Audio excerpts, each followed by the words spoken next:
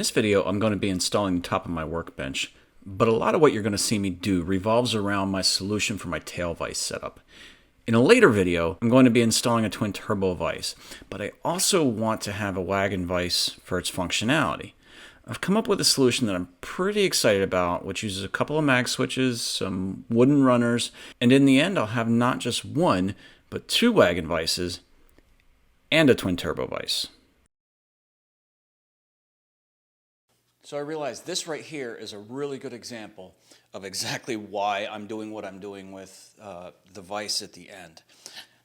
On this vise I've got a dog, and that's kind of the traditional way that you would use this kind of end vise on a workbench like this using dogs, right? You put one in the vise and then have dog holes down. Then you've also got the wagon vise, the tail vise, whichever you want to call it, is an option. But you take this for an example, and when I go to clamp this in, the handle of the vise comes over and hits this. So I have to kind of make these small movements. I've also got this big gap here and just a little bit of support in front of the dog on this vise. Now, if you consider I had that new vise already, say it was on this bench, I would have my choice, I kind of marked it out in pencil here, of 3 dog holes in this area that I could use and have it firmly in the vise, where now that vise would be pushing this in and holding it here, completely supported underneath by the workbench. Nothing overhanging, nothing like that. And at the same time, I would still have this end vise capability where I could clamp something in here. And on top of that, there would be no gaps there, or there will be no gaps there in the workbench. So it's a good example. In the previous video, I made a point of marking and setting aside the pieces I milled for the dog strip. It's the dog strip pieces I'm going to be working with first, starting by cutting 4 different pieces from each one. I'm going to be wedging the through tenons at the legs, and I need to cut an angle into 3 of those 4 pieces, and then the 4th will become a wagon vise.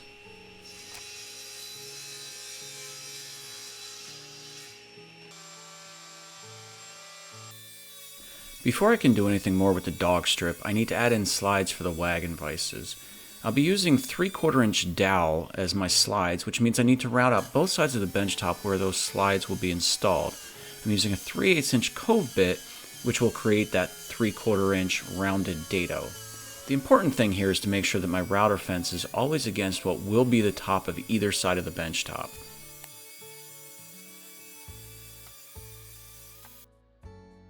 I'm using a 3/4 inch hardwood dowel here and just gluing it in. I did try using high density plastic, but the 3/4 inch dowel was oversized and I didn't have a good way to resize it. The hardwood dowel ended up working really well anyway, so in the end I'm happy. Next I'm going to start working on the wagon vise. I'm going to be recessing a magnet in the end of the vise, so I need to cut 1/4 inch off the top, which I'll glue back on later to hide the magnet. Then I can cut the rest of the wagon vise to size and move on to routing a matching 3/4 inch cove into each side of the wagon vise. I'll do this in a couple passes, raising the bit a little bit each time and sneaking up on a perfect fit.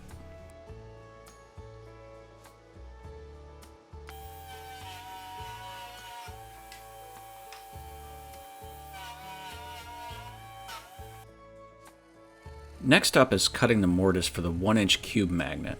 I start by drilling out the bulk of the waste at the drill press, and the rest will get cleaned up by hand with chisels.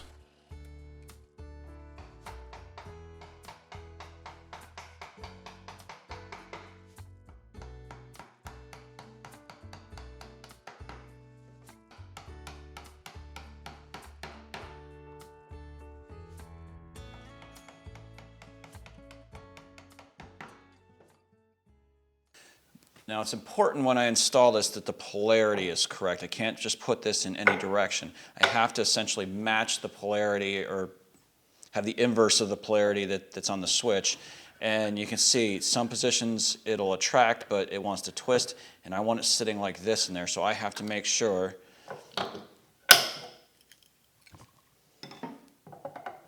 whichever way I put it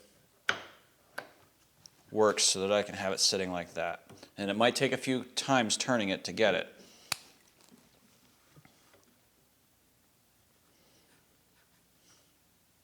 So now I'll know that this is the top and that that faces the mag switch.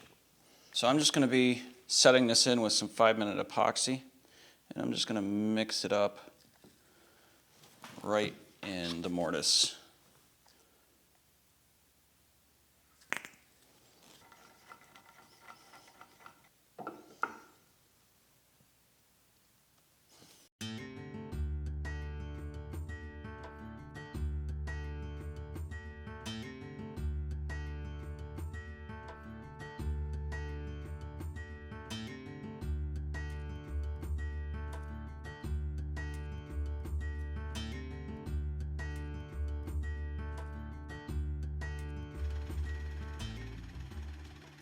Once the glue cures on the top of the vices, I can move on to drilling the dog holes.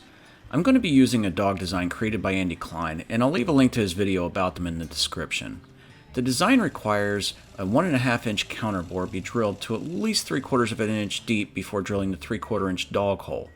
I'll do this not just on the vise, but for all of my dog holes. It's much easier to drill these at the drill press before glue up than it will be to drill an assembled top. I do recommend drilling the counterbore a little bit deeper doing this way to accommodate for flattening the top later on.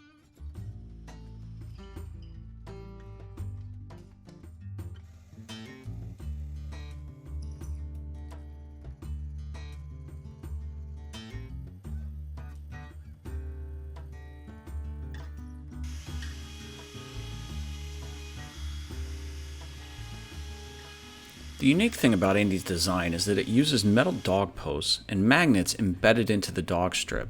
Andy goes into a lot of details in his videos, so I highly recommend checking out his channel.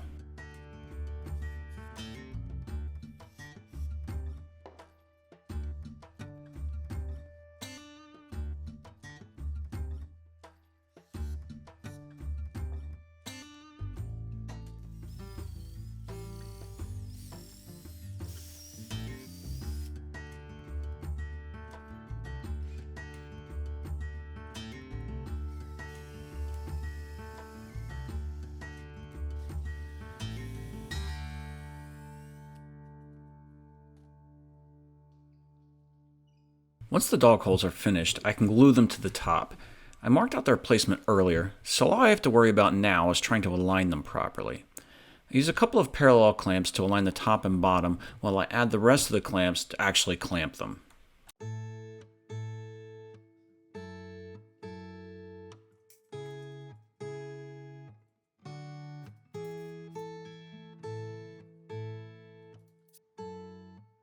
Before I glue on the outside strip, I make sure to wax the sides of the wagon vise track. I melt the wax in with a junk iron I use just for this, and then buff it out with a white Scotch-Brite pad. This will be just about impossible to do after glue up.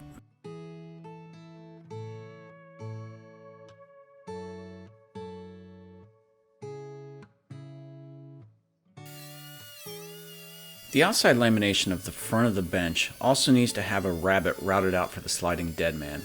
I knocked this out while the dog strip glue up cured, and then glued up my last two laminations.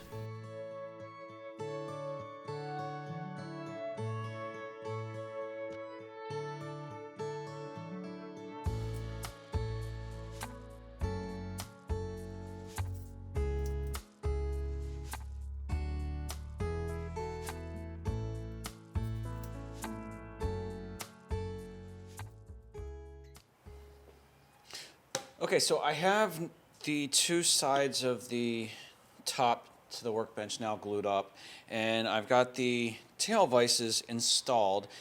And there's just one more thing to consider before I do that, or rather a couple things to consider. And you can see what they are on this vise over here where I've already done it and I'm about to over here. So on the bottom of the tail vise there are two holes that need to be drilled. One is up front, which gets tapped at a 1/4-20. And the reason that's there is it acts as a stop. The one in the back is drilled out also at a 1/4 inch, but that's specific to this quick release pin that I have in here. The reason for those two things, well, the stop should be obvious, right? Now again, you're looking at the underside of this, so I don't want it to go back past that because there's going to be an actual vise back here that's pushing on it when I go to move it forward, and I don't want it to be at a point where it's too far back where it cocks and gets locked up or something like that. So that's the furthest I want it to go back. That's the furthest I'll need it to go back. That still gives me plenty of space in here. The pin in the back, that is basically just to keep the vise in place. There's a little bit of residual attraction between the cube magnet that's in the end of the tail vise and the metal from the mag switch. So even when the mag switch is turned off, it will still want to pull on that a little bit, and with almost no friction there. So there's just going to be a quick release pin in the bottom just to prevent it from doing that. The other thing to note on the underside here is because this slides back, you can see my dog holes. And when I've got dogs in each one, I have this support in the back. So with that in there, any dog that was lower than the surface of this tail vise would prevent this from moving back. And as I was playing around with it and I was reaching underneath to hit that and push it up a little bit, so right now there's a wooden one in there that will be metal, but you just basically want to be able to reach under with feel and pop it up. And I realized with it flush, that was hard to do. So I've actually shortened it by 1/4 inch. So it's a 1/4 inch shorter than the tail vise is, which still gives me plenty to pop it up, and if I need to stick a longer one in there for some reason I can. But then when I reach under, it's very easy to find that spot and raise that dog. So this one's done. The front is already drilled and tapped in this one, but I still need to drill the back and get that done. So I'm going to do that now.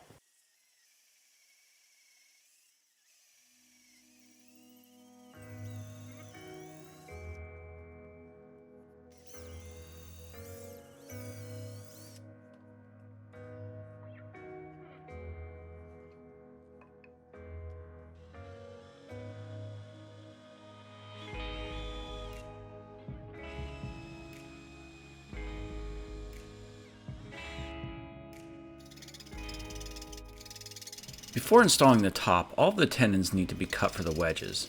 I did this with a pole saw and then drilled a relief hole at the bottom of the cut. There were also a couple of high spots on the underside from the glue up that needed to be addressed. I took care of them with a hand plane and then sanded and pre-finished just the bottom side while it's easier to do.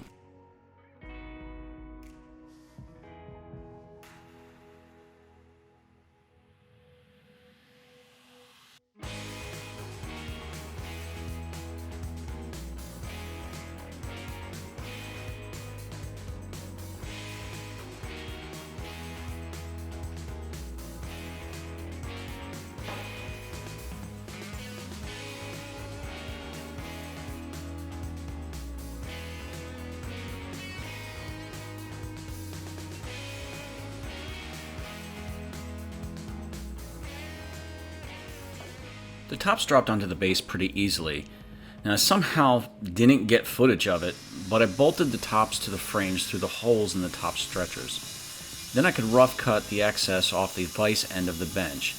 I don't have a good solution for cutting a 4-inch thick top, so I used my circular saw and cut as deep as I could, and then finished the cut with a handsaw, but this part took me a while and wasn't exactly a breeze.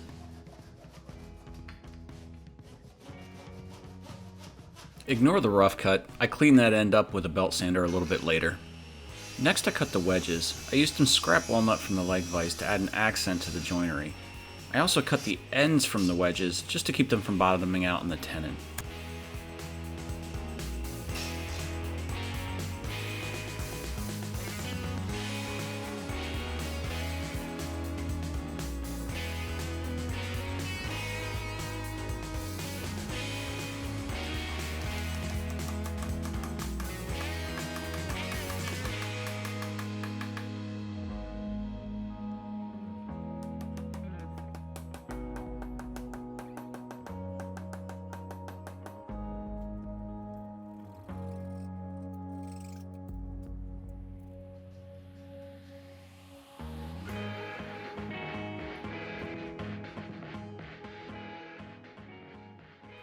Thanks for watching, and I hope you enjoyed this video.